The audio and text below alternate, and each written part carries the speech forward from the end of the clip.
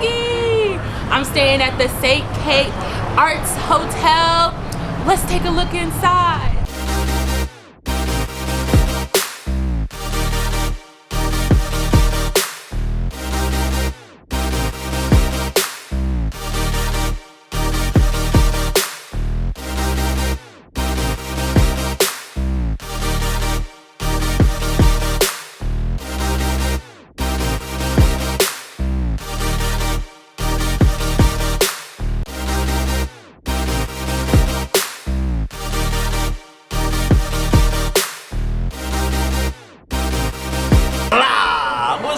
Y'all, BK coming at y'all. I know it's been a while. I appreciate your patience.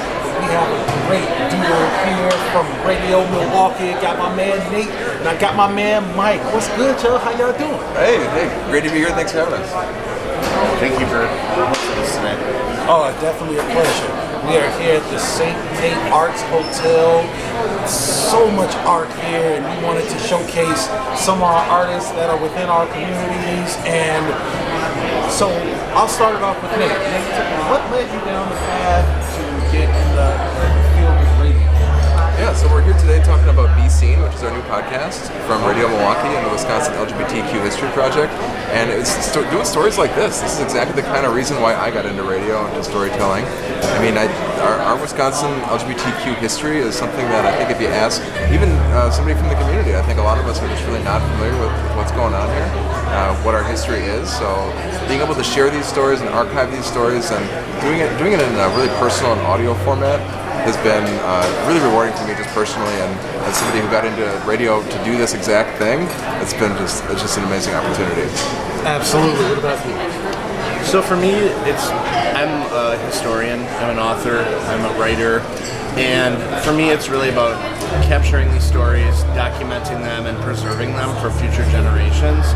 So much of LGBT history is hidden history, meaning that it's not taught in schools.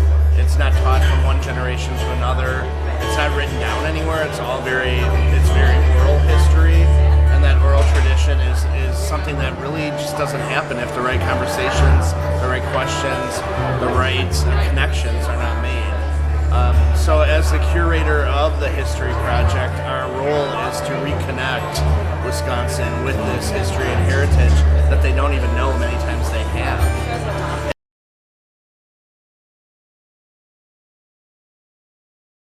And Mike, when did you know that, like, what was the moment that you realized, okay, this was my goal, this was my mission to bring this awareness? I think it was, so between 2005 and 2012, a great number of gay bars in Milwaukee that had been open for 20, 30, 40 years started closing.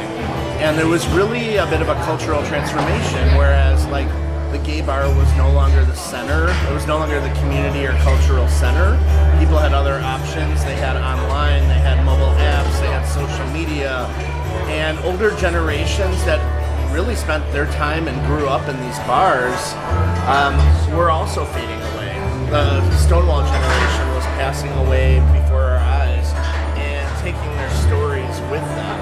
So with the places disappearing and the people disappearing, it became really obvious to me and my project partner that we had to start doing something, because the chance of this history just being lost forever was very real. And Valuing. Absolutely, and very dangerous, because no one else would do this work for us. We had to step up and do the work for our own community. At what point did you realize, okay, this is where I need to be? Yeah, I mean, Radio Milwaukee is, we do podcasts every year. We have tons of content, but we've never done anything quite this LGBTQ-oriented.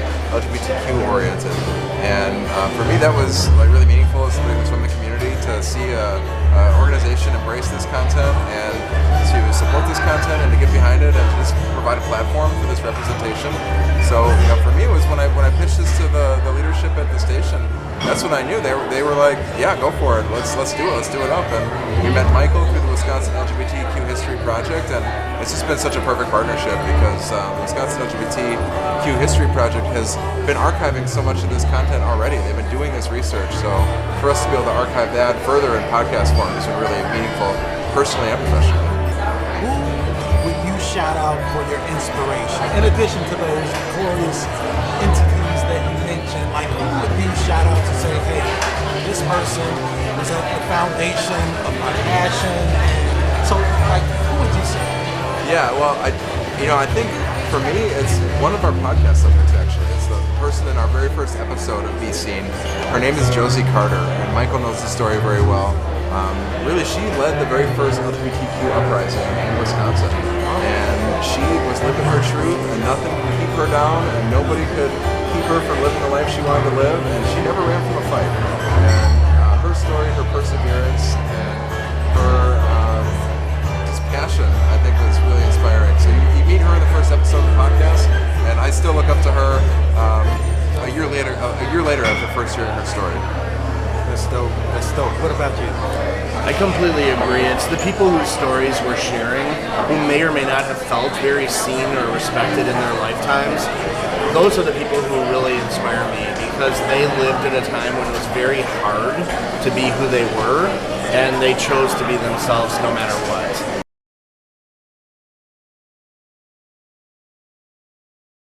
I think for me, history is no one's favorite subject in school.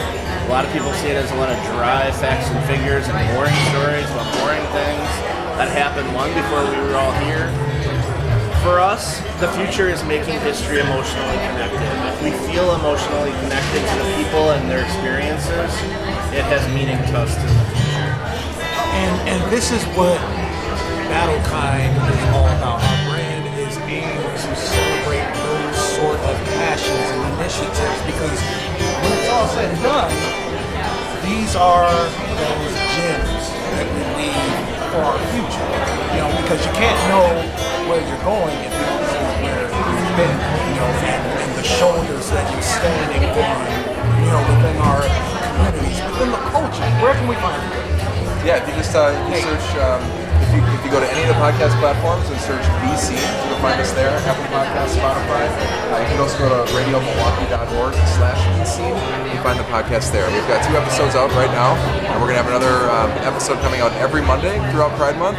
We also have a bonus episode the first week of July, so we'll have seven episodes total.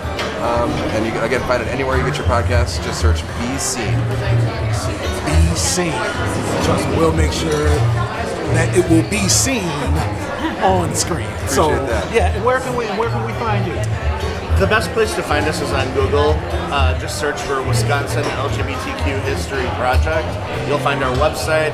You'll find our Twitter and Facebook pages where we engage with people almost every single day with historical facts and figures, photos, and lessons. And once again, look for our upcoming book, which is Milwaukee Drag, 7 Generations of Glamour, which chronicles 140 years of drag history in Milwaukee, a town that doesn't really seem like it should be a breeding ground for international drag superstars. No, does it? It is not. But it has, and it continues to be. Excellent. Woo! Nate and Mike holding it down. We're here, Milwaukee, the St. Kate Arts Hotel, baby, signing off.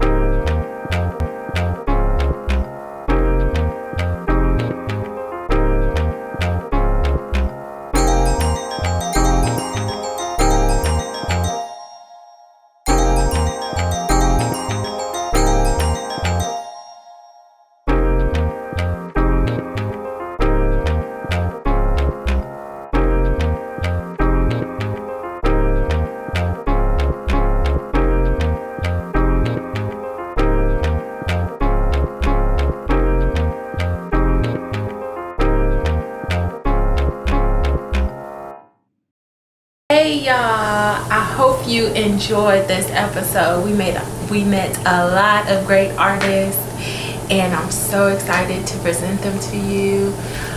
Hope you enjoyed the episode. Stay blessed.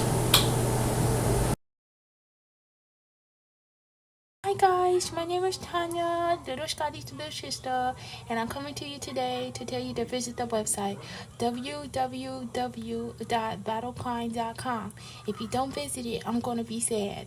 Hahaha, just kidding. Have a good day, guys.